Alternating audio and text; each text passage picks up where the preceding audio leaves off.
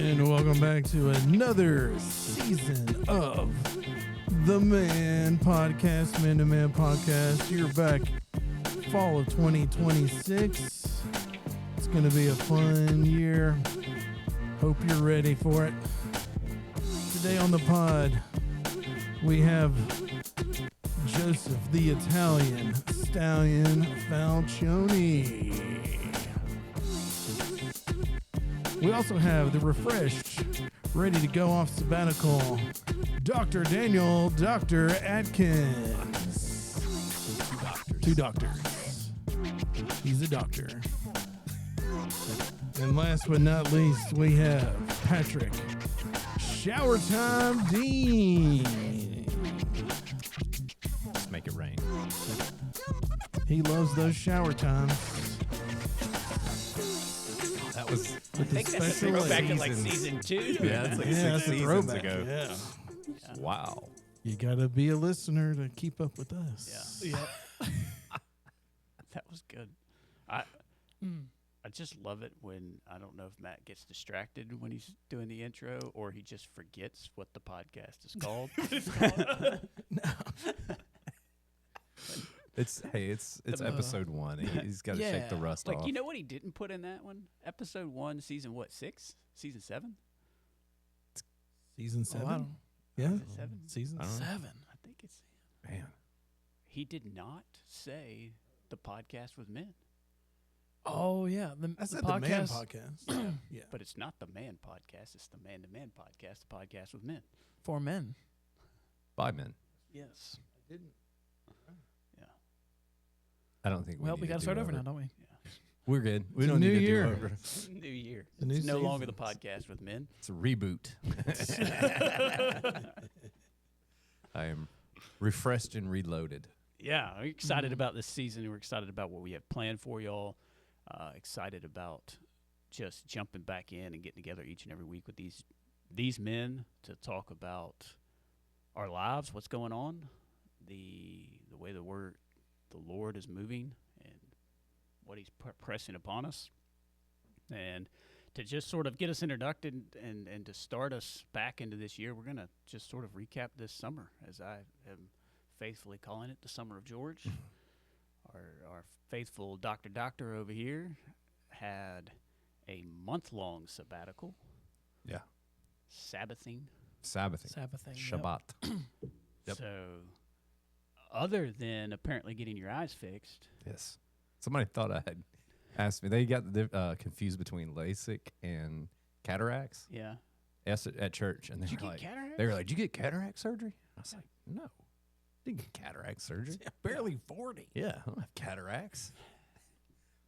So, I just got contacts." yeah, I was about to say, the question is, Again, yeah. I had them. I think I got contacts when I was 14 or 15. Yeah. And then in 2019, I went to Costco for the eye doctor, and they changed the brand of contacts, and it just bothered the mess out of my eyes. I couldn't wear them. Well, then, I mean, like immediately after COVID happens, and so you couldn't go back anyway. I just went to glasses, got used to those.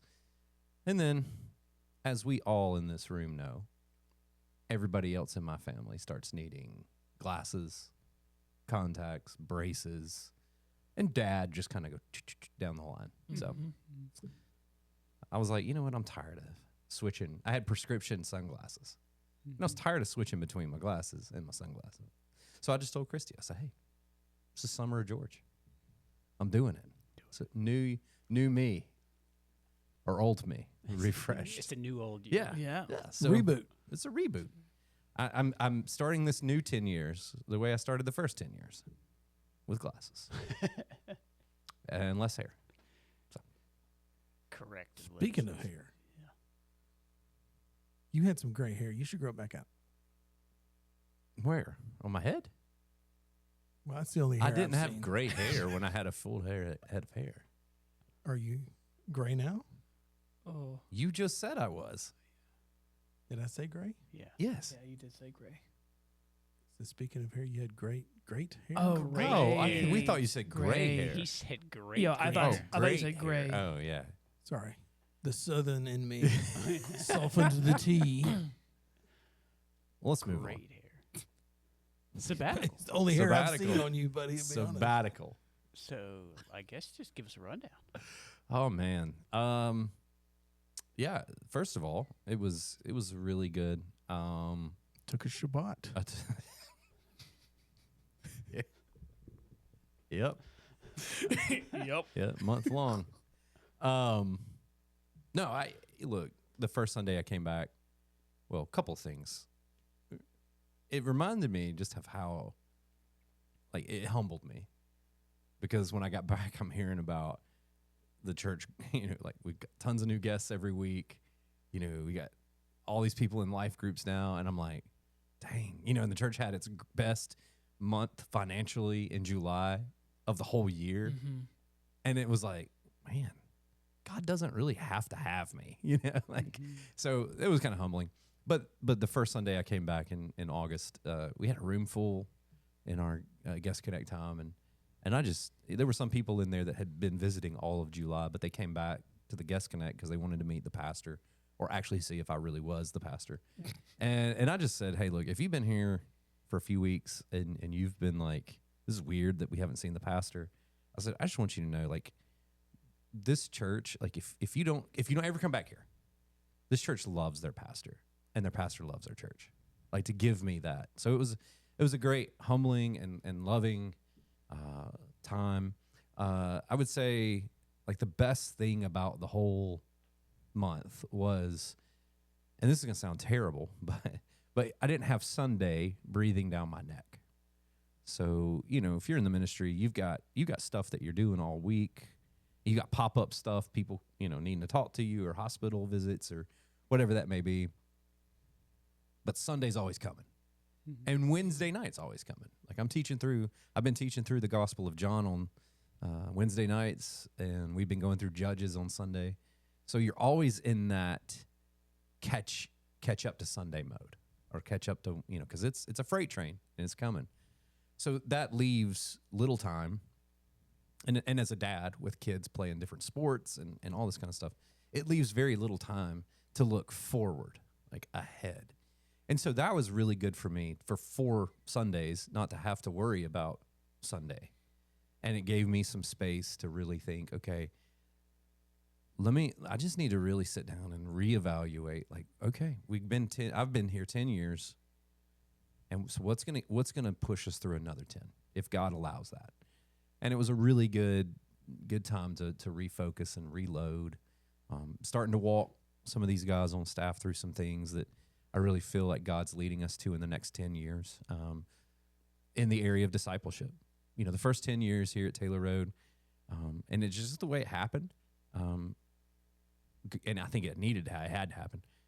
A huge revitalization of our missions and sending and outreach. But the next 10 years is going to be completely focused to disciple making, and how do we deepen spiritual formation to see greater gospel advancement in our lives, in our homes, to our neighbors, and to the nations. So that's kind of the work, so to speak, that I did. I've kind of put together a pamphlet for leadership. So that will then trickle down to all of our different ministry leaders and people who serve. But yeah, so that was really good. I would say the other highlight was Christy and I got away to go to the Billy Graham Training Center at the Cove in North Carolina, and that was phenomenal. The personnel committee wanted me to do at least one thing where I was being poured into. So it was really challenging to find something that wasn't like hokey, or that kind of piqued my interest. So I guess it was before Christmas I found the Cove, which is, again, the Billy Graham Training Center in Asheville, North Carolina. They do a few pastor and pastors' wives retreats, 3 days, 2 nights. And I found one in July, and I didn't know the guy that was leading it. They bring in different speakers. His name is Bob Russell. Never heard of Bob Russell. But his topic was going to be faithfulness in evil days. And it was going to be, the way it was promoted was a survey of the book of Ephesians. So I was like, well, I hadn't found anything better to do. So let's go I like Ephesians. I like the Cove. Let's go. And when we got there, it was nothing that I expected, but it was everything exactly that I needed. It was one of those like, I can't believe God would do this. You know, we never even looked at the book of Ephesians. Can't find anything better to do. God's Yeah. like, I'm going to show you. I I'm mean, gonna show I- you. it was exactly what I needed, like spiritually. And so Bob Russell is a retired pastor. He's in his 80s. At one point, he pastored Southeast Christian Church in Louisville, Kentucky. It was 20 to 25,000 members when he was there. Some of you guys may have heard of the author Kyle Idleman. Kyle's now the pastor there, and they're up to like 40,000 people. It's crazy. But Bob now has devoted his life for the last 20 years to just mentoring pastors. And night one, we go in, and I got my Bible, and they give you a journal, and I'm like, all right, Ephesians 1, we're going to dive in. And he was like, he never even mentioned Ephesians.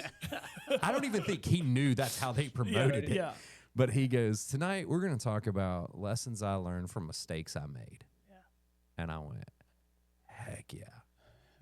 And everything he said that night, I was like, I've struggled with that. I can't get over that in my life. You know, like I could feel Christy's head like turn towards me and stare at me. I'm like, shut up. He's talking to you too. You know? And it was just an 80-something-year-old guy who's been there, done that, got the scars, and he's like, you know what? Let me just tell you some stuff that I did wrong. And then the next day was lessons I learned from things I did right. It's like, this is what I need to hear. So that was really good. That was a really good 3 days to be there and just get poured into by him. And actually ran into an old friend of mine and his wife, so we got to kind of reconnect with them while we were there. And I'll tell you a cool story though. At the Cove, it's you eat meals there, and it's like in this huge dining hall. It's really, really beautiful, and you're looking at the mountains, and so there's huge circular tables, and basically everybody sits down, and you sit with strangers and strike up conversations. And so I'm sitting there with this guy. I'm sitting there with this guy.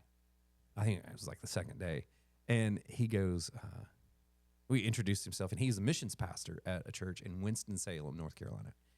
And I was like, hey man, what are you doing here? And I told him I was on a month-long sabbatical, and he's like, yeah, I'm on sabbatical too. He's like, and I'm on a 3-month sabbatical. And I was like, 3 months? And he said, well, at our church, we're expected to publish. Like, we're expected to write. So it's not like a just rest. He said, this is a writing sabbatical. So I'm like, cool. Like, what are you working on? You know? And he said, well, and this was crazy. He goes, I'm working on revising my grandfather's discipleship book that he wrote in the 80s. And I was like, who's your granddad? And he goes, Avery Willis, who wrote The Master Life. And I was like, what? Your granddad is Avery Willis? And he goes, yeah. I said, dude, I've taught Master Life at our church. I said, I've got the original Master Life set from 1980, whatever, that Taylor Road used way back when. Wow. And he was like, yeah. I said, well, you're revising that? He goes, yeah, it's not as cool as you think. And I said, why? He goes, well, it's originally 5 books that the publisher wants me to reduce to 1. And I was like, Nobody's got the bro. attention span for 5 books. I don't know. Well, it's like 5 workbooks. But I taught it years ago. Will Moore was in there with me. And anyway, but he told me, he was like, yeah, and we've also got another author on our church staff. And I'm like, well, who's that? And I'm thinking like, we have like the OG of discipleship in churches, grandson on this staff. He goes, Gary Chapman, who wrote the 5 love languages, is on our staff too. And I'm like, what kind of church is this? Like, what? It's the kind that expects their pastors to publish. Yeah, exactly. I was like, my gosh, you guys are like celebrity row, man. So that was pretty cool. You know, the evaluator in me wants to go, what kind of cut is the church getting of these royalties? Hey. I don't know. I doubt any. Let me just think the best about people. I'm not mad. Look, if the church is going to give you 3 months sabbatical, Yeah, right? I'm not mad if the church goes. They want a return on that Yeah. investment, don't they? Hey. Like, we get a cut of it. Like, I'm not mad at it. I'm just curious what it is. Yeah. Yeah. So it was good, man. We had some good family time, but we're also in that weird stage where we got teenagers and You have a driver. they have a driver. And we're not 100% ready to leave her in Montgomery for a few days by herself. So Christy would have to come and go, because she was working. Sadie was working at restaurant here in town. So it was fine though. We had a good time. It was really good. I think it was much needed. And everybody talks about, well, you had a good time with your family. And that was great. But I'd rarely get time to just go, right, what's the future look like? Yeah. And that was So very beneficial. how many days in before you were like, oh, crap, I can't think of anything new to do today? Like, Yeah. To really, because you get that initial surge. Yeah. Yeah. So And then you're like, man, I can, and you've got all the ideas, and then you're like, oh no, what do I do now? So I think I had a solid reading plan. Okay. Like 5 books that I was gonna read. I read all 4 of them in the first week. Man. That was the oh man, what have I done Yeah. moment.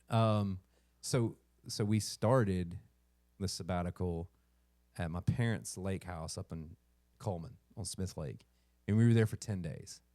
So that was I read through 4 books. I read Matthew and Mark, and started working on some vision stuff. Yeah. And I guess the rest of the time was just kind of honing in on that and refining that and just taking ideas and taking, like, I've got the big picture now. Let me start kind of trying to build out what this looks like, and really not building it out completely, because we every year we have a staff retreat day where we go off and we just kind of take a look at the next year.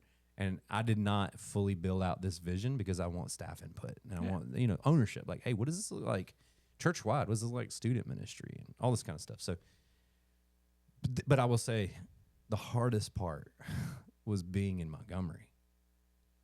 It's like when I was at the lake or when I was in North Carolina or I was at the beach, I was disconnected.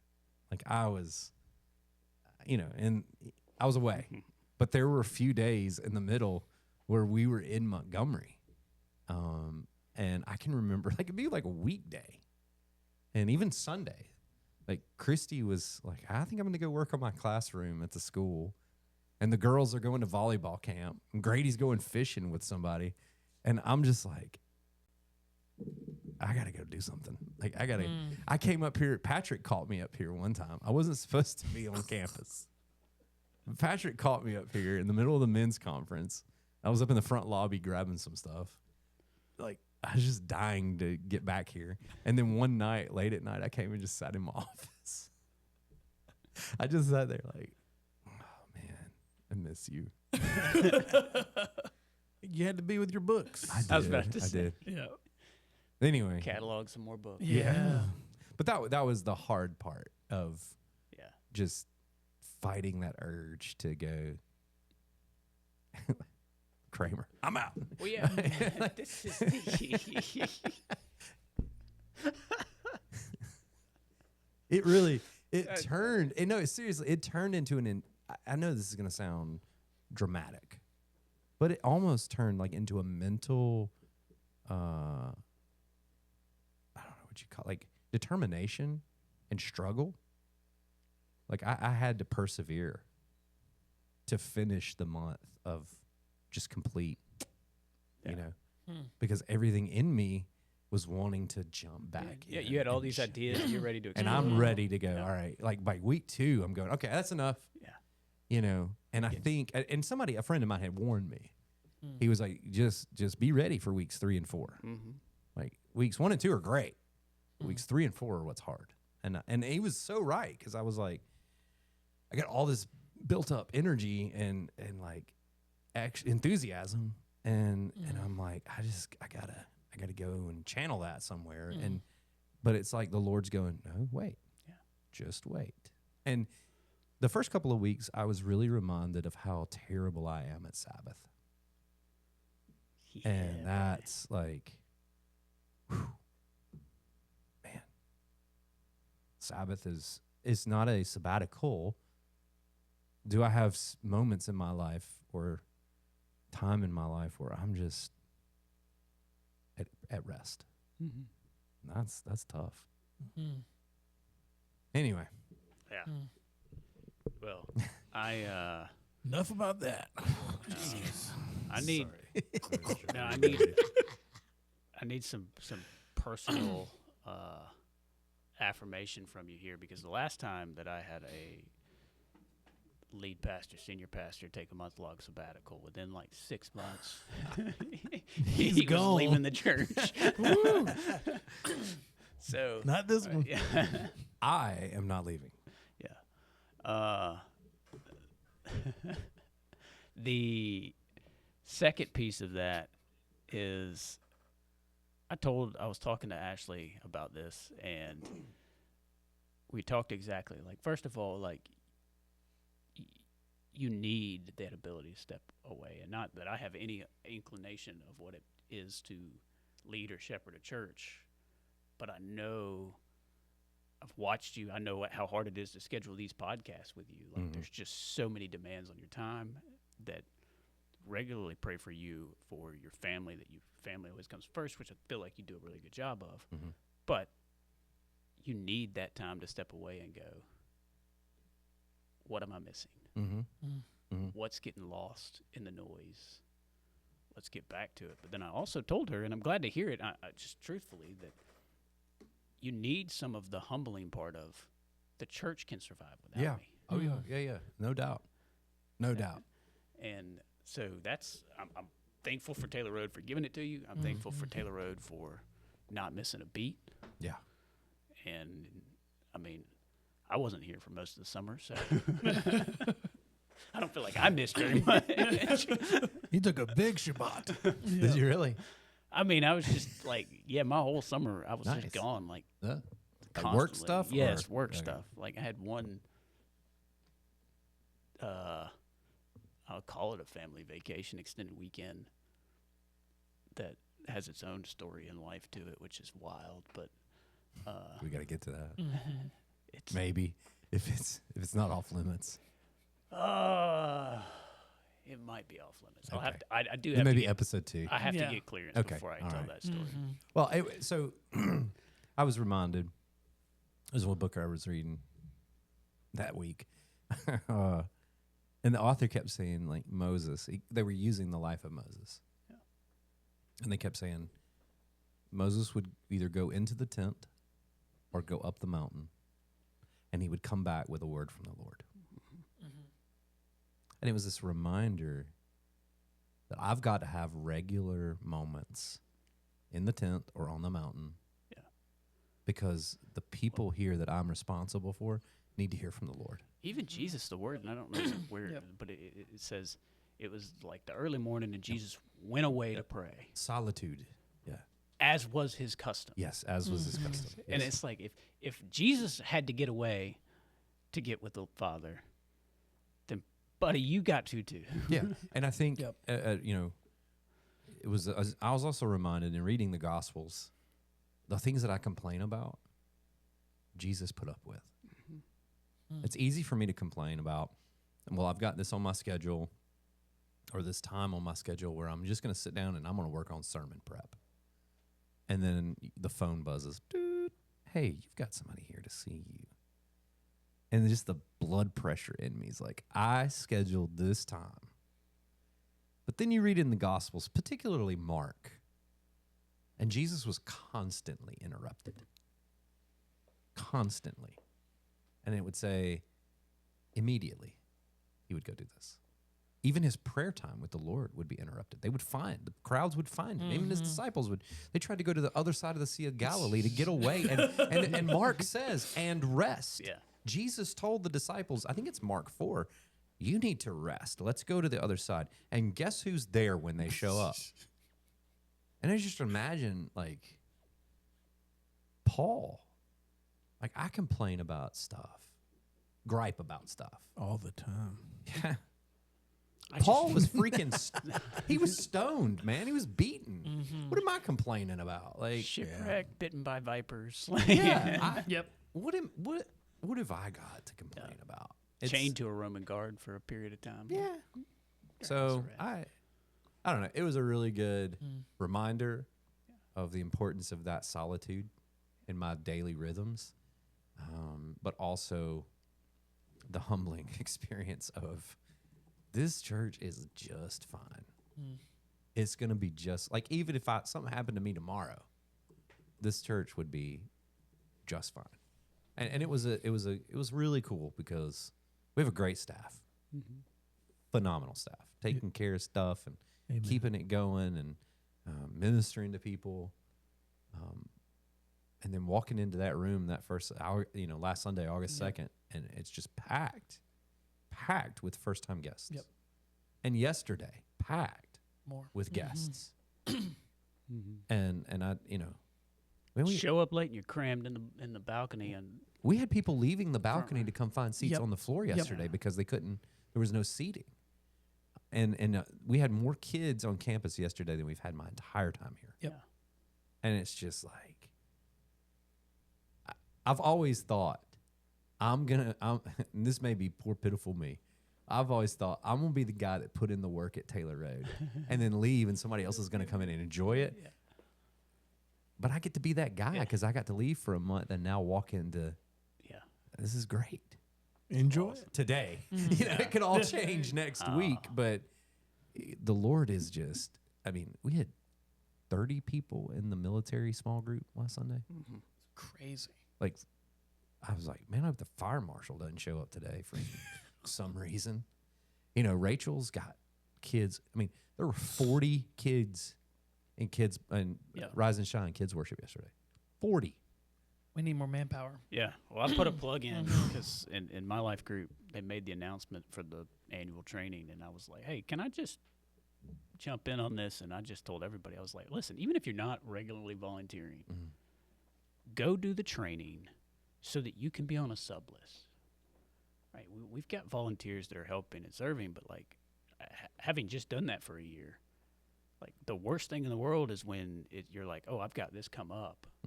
And I need a sub, and you look at the sub list, and there's 4 names on there, and you're like, uh-oh. Right? In a church of this size, like, there's 4 names, and 2 of them I don't know. So it's like, I don't, like, this kind of random reaching out to this person that I don't know and asking them to fill in or whatever. Like, we have so many people, and that's just, like, I don't think people appreciate that. Like, you can serve one Sunday a quarter. Yeah. And we would meet the needs of our church. We would. Yep.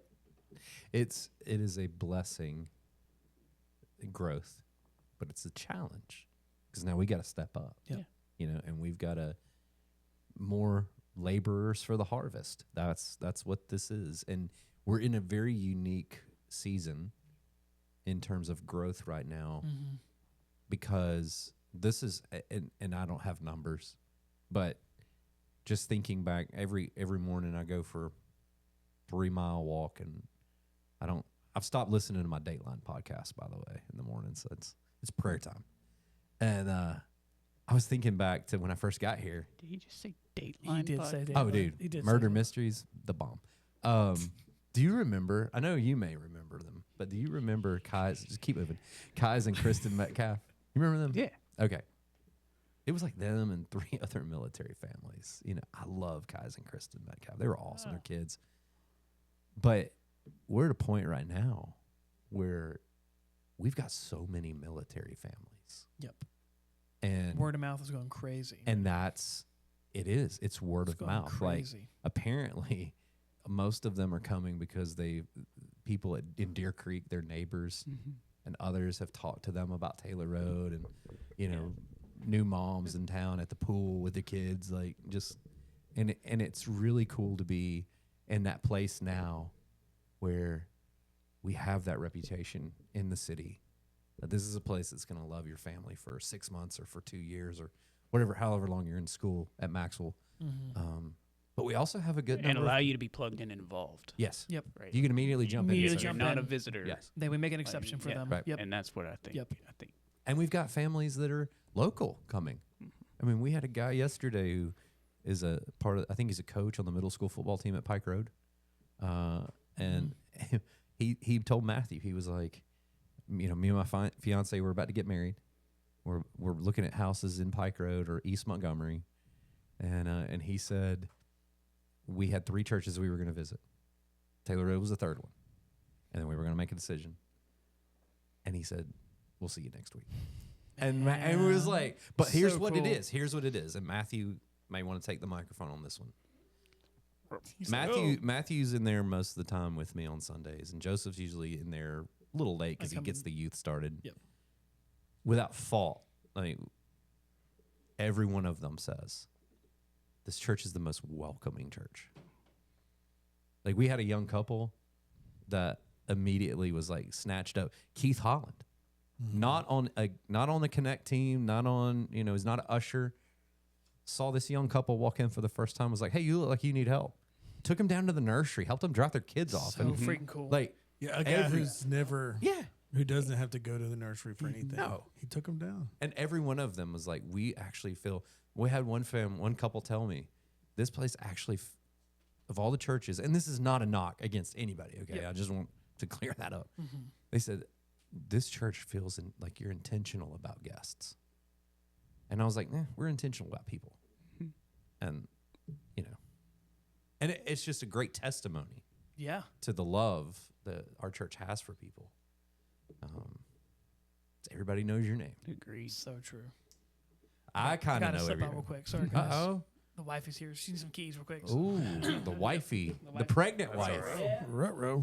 Okay, Joe. It was good knowing you, man. Yeah. Have a good one. We'll let you chime in on your Summer of George update next week, I guess. Love you. Yeah. I'm So a changed man. just an awesome, right? So yesterday was my first Sunday back. I think I was here one other Sunday in July, but since the middle of June. And like we show up a little late. Like we're rolling in at 8:02 and I stop 902. 9:02. You were sorry, 8:02, buddy. You no, had no, all no, the seats to pick 9:02, from. and I don't remember. I got stopped by somebody, so my family had already gone, and they were already making their way back, going up to the balcony. And I was like, You "This found is seats awesome!" in the balcony? Front row, so long leg McGee over here. Front row in that balcony is a rough sit. It's a rough sit for that. Man. Actually, it's, gosh. I would actually, and I take this back, I would rather sit in there even uncomfortably than stand because my feet are also too long. So like my you're feet like are up just against smashed up against there. Like You're like got some penguin weird, toes. like it is. Oh, that's yeah, good. my ballerina daughter's over here like, do this. And I'm like, my legs don't work like that. I'm a 40-year-old man. Yeah. Dang. That's cool. But it's a blessing. Well, there were seats available on the left Oh no, side. no. The also the benefit of being up there is to look down and go, we could have sat there, Yeah, we yeah, could have yeah. sat Yeah, there, y'all- there, we could have sat there. Make these people move down. No, don't let them take your seat. All good though. Yeah, we're in a good spot, man. The Lord is blessing. We can't take credit for it. I do. I got to throw this in here. My takeaway from, or one of my takeaways from yesterday's sermon, just struck me. It's just, I don't know why, it just hit me. Like all through Judges, right? And we're getting to Samson's the last judge in the book, right? And you've got all of these judges, and they've all got their flaws, and they've all got their things. But like when we think of Samson, like right, he's the judge that was conquering Philistines without an army. Like he was doing it by himself. He didn't need anybody else. Right. Right. But that chapter opens with the familiar refrain of the Israelites did what was right in their own eyes, turned away from God. Yep. And I just remember thinking about what we're going to see with Samson. And part of this was you're leading into the Nazarene vow and that part. But like everything that he's supposed to be about, the charge that he's given from the angel of the Lord, is immediately undone in chapter 14. but so Like immediately. the Israelites got a judge in their own image that did what was right in his own eyes. Yeah. All along the way, not without faith, right? Like he leans on faith, but like how true is it of all of us no matter how our walk is, to stumble into the do what is right in our own eyes. Mm. And it's just like, I was just like, man, this is just every single time. And of course, I'm in 2 Samuel in my quiet time, and it's just like, golly, man. These people. It's not even these people, like, because it used to be these people, Yeah. right? Now I'll Yeah. readily, this is part of that walk where you start with these people.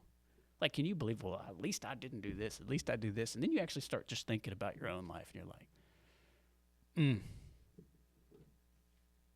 it's all of us people. Yeah. Yeah, the beauty is that so one of the things that, going back to what I was talking about going to the Cove, one of the things that I needed more than anything else was to hear a guy stand up there who has been, I hate using this word, successful in the ministry, and hear him talk about mistakes. And his stories were exactly like my stories. It's just some of the names were different. Mm-hmm. And I told Christy that night, I was like, it's what I needed more than anything else was to hear, you're not a screw up. Because you feel isolated, you feel alone in the pastorate, and go, man, I'm the only one that struggles with this. I'm the only one that does this. And to be reminded that, yeah, we all struggle, we all sin, we all say things that we wish we could take back. We all have relationships. And that old friend of mine that I met, we rekindled that friendship with. I mean, he was sharing stories with me, struggle stories. Mm-hmm. And I'm like, dude, I've been through the same exact thing in the last year. And it's just a reminder that we've all flawed, and we're all broken, and there's only one perfect, right? And it's like that with judges. All the judges are screwed up, and there's only one perfect Savior. And that's where that overlap comes with seeing ourselves in the biblical story, that it's not about, I can be like Samson and strong and whatever. Yeah, no, I am like Samson, who struggles with the lust of the eyes, who struggles with the lust of the flesh, who struggles with the pride of life. And my sin winds up affecting everybody else, and in the end, it's just disastrous, right? Yeah. And that's the beauty, like, in Samson's story, chapter 13 ends, the Spirit of the Lord was on him, and he grew, right? He had favor with God. And the next thing you see is he goes down to Timnah. He falls in love with this woman of the Philistines. He tears a lion in half. He dupes his parents by giving them food out of a carcass, which he was not supposed to even touch. Yeah. All this stuff. And what's amazing is you get to the Gospel of Luke, and Jesus grew in wisdom and stature and knowledge and favor of God and man. It's the same thing in Judges about Samson. And the next time you see Jesus, other than the story of him getting lost at the temple, he's in the wilderness. He's not lost fighting at the temple. well, yeah, but he's fighting the lust of the flesh, the lust of the eyes, and the pride of life. Yeah, it's identical. Yeah. Like Samson screwed up immediately after the Spirit of the Lord was on him. Jesus was faithful immediately following that, in his story. And it's this reminder that, man, and again, it's like I said yesterday in the sermon, the author of Judges has to be tired of going, and again, they did what was evil in the sight of the Lord. Yeah. But I'm tired of that in my own life. Yeah. And again, I lost my temper with my 16-year-old daughter. And again, like, at the end of the day, I'm going, you know what? I write 4 things down in my journal at the very beginning of my journal. And one of those is, today, do one thing that's going to make you a better father. Ooh. And at the end of the day, I go, yeah, but I did that one thing that made me a bad father. Yeah. And I'm like the author of Judges, just writing about myself. Good for you. And again, Daniel did what was evil in the sight of the Lord. But God's gracious, and he's merciful, and he's kind. Oh, yeah. Abundant and steadfast love. Man. Amen. Well, This has been good. I've got I can't wait for probably a couple weeks if I'm outlining In Judges, in Judges. where they chop up the woman. Well, no, I don't know when we're gonna get there, but like I've got something that also hit me yesterday as I was reflecting on that story of Samson that I'll share because it'll be pertinent to that, whatever that Okay. week of the message is. Okay. On that one, but You're not going to tell me which one it is? no, Okay. let's just bring it up when it's time. Okay. Well, it's time. We're not priming for any of it. Oh, see if I can figure that Well- out. It's probably something obscure. I'm gonna tell you, it's good to be back. It is. It's good. I'm excited for this season. For all of y'all that are listening, this is what we're going to do this season. We're going to have 12 weeks where we're going to take, our Summer of George for the men's ministry was we put a lot into the 16-13 men's conference. And it was just an awesome time of these godly men from different walks of life pouring out a message. And let me tell you something, like, it's the first time I've heard Jebby Martin for like in longer than like a snippet.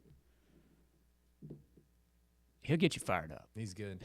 He's good. He'll get you fired up. He's good. He's no sugarcoating. No. Pulls it back. It's raw. It's unfiltered, and I think it hits most men right between the eyes. And it was exciting, but the most exciting part, and I've shared this over and over again, was we had about 15 guys from Huntington come in, register to come. They were there, and they were locked in for a day and a half in the middle of summer. That's awesome. Football players? Football, wrestling, Oh, wow. coaches. That's like good. yeah, they were, That's good. and I mean locked in. No wavering. No, they weren't distracted. They weren't on their phones. I had the luxury of logistics of this. So I just sat in the back most of the time, and I could survey. And they were not taking it lightly. And I went, yes. Yeah. People can say what they want about the next generation, but if you've got groups like that forming and rocking and rolling, we're gonna be all right. It's in good hands, bro. Yeah. It's in good hands. So, part of that conference is we get a 12-week follow-up Bible study, right? So we're going to be doing that. I'm going to share that out for anybody that was at the conference. You've already got that. We'll figure out a way to link that material on the app or on the webpage of the Man2Man Podcast or the Man2Man group, men's ministry group, and we're just going to take that each and every week. So starting this Wednesday night, we're going to start that on our Wednesday night Bible study. So those that are coming in person can connect there. If you can't connect there on Wednesday nights with us in person, another way to just sort of follow along and stay with us is to listen to the podcast each and every week where we'll talk about some of the same stuff from that week. But be there Wednesday night.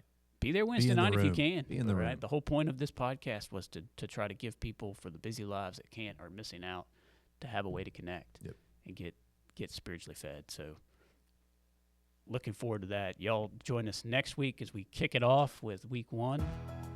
And, of course, we'll add our tidbits of the crazy weeks and the lives that we live. Come back and see us.